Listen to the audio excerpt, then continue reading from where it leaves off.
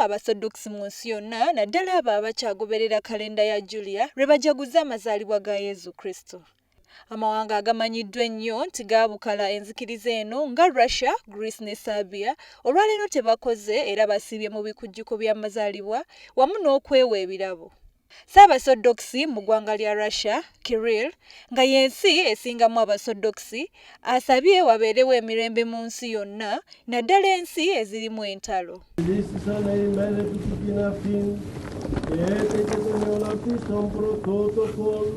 Yonna to Polotobolski.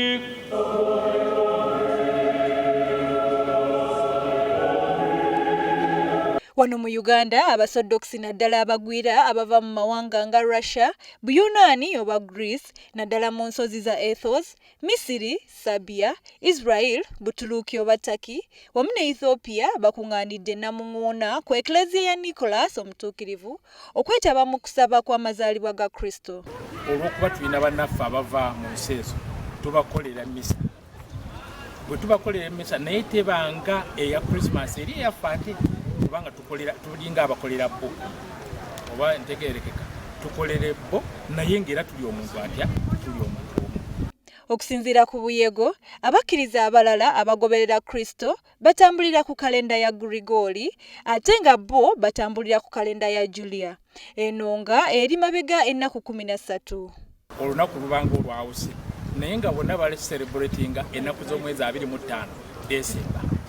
Eyi difference eriwo nti kalenda zaawukana. Kakati mu Julian calendar olwaleero za 25 December. Mu Grigori calendar leero zo 7 kwegamba enjawulo ogiraba. Kalenda eno eya Julia ekyakozesebwa nnyo mu buvanjuba bwa Bulaaya naddala mu mawanga agali mu Soviet Union, ate wano mu Africa ekozesebwa abantu ba Baba abasangibwa mu bukiikakkono bwa Africa, wabula nga basinga kugikozesa mu nnaku nkulu. Nachanzi Hasfa, WBS TV.